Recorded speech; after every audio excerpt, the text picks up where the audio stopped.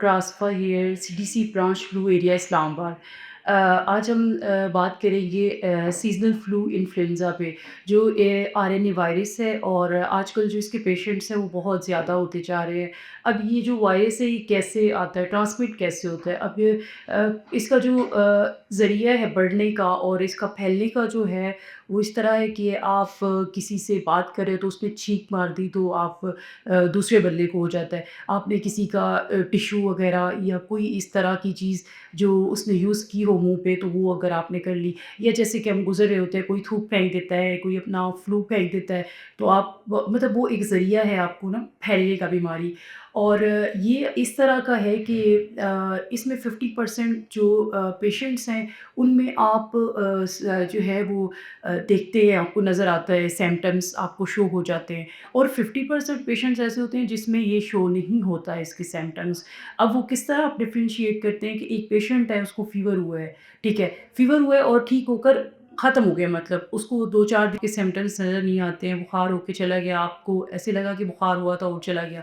अब ये जो छुपे हुए मतलब आपके होते हैं सिम्पटम्स ये आपको आगे चल के निमोनिया काज़ कर देते हैं। यही हमारा वायरल जो है इन्फ्लुएंज़ा ये निमोनिया काज़ करा सकता है। किस सूरत में?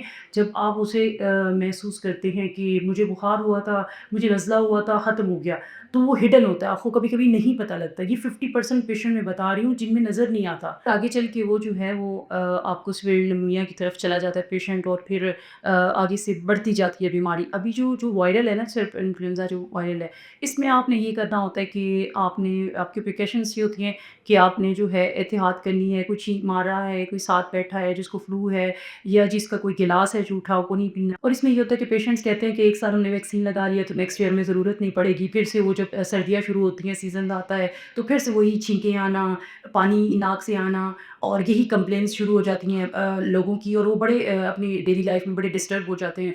आपको इसमें ये करना है कि हर साल आपने जो है अपनी वैक्सीन करवानी है, करीबी अपने किसी हॉस्पिटल से, करीबी अपने किसी डॉक्टर से रुजू करना है और आपने ये करवानी है क्योंकि यही वायरल इन्फेक्शन आगे चल के निमोनिया काज़ कराता है और फिर जो है वो बीमारी जो है वो बढ़ जाती है, लंग्स को इफ़ेक्ट करता है। निमोनिया में यही होता है कि आपको इन्फेक्शन हो जाता है फेफड़ों का, तो वो चीज़ें आगे बढ़ती जाती हैं। जो अभी ये वायरल होता है इसमें छींकें आना, बुखार होना, नज़ला होना और इरिटेशन होना और कभी-कभी आपके नाक में स्मेल का भी ख़त्म हो जाता है सेंसेशन और मतलब इस तरह की चीज़ें जैसी ही महसूस होती हैं, तो 50% में ये महसूस होंगी, 50% में नहीं होंगी। अगर आपको बुखार होकर चला गया है या आपको छींकें आती थी, फ्लू होता था, रनी नोज़ था और अब ख़त्म हो गया है और 5 6 दिन में ख़त्म हो गया और वो हिडन है, अंदर है, लेकिन वो बता नहीं रहा, तो वो आगे चल के निमोनिया काज़ कर सकता है। तो प्लीज़ इसके लिए आपको यही करना है कि आप अपनी वैक्सीन कराएँ, अपनी हिफ़ाज़त करें, अपनी जो है वो एक-दूसरे से जो कनेक्शन है आपका वो थोड़ा दूर बैठ के बात करें।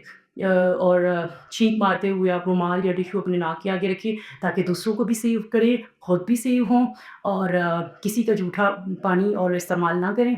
और अगर होम रेमेडी की तरफ चले जाएँ तो वो भी मैं कहती होती हूँ अपनी हमेशा इंटरव्यू में कि आप कहवा, चाय, ग्रीन टी इस तरह की चीज़ें लें ताकि आप ऑन रहें।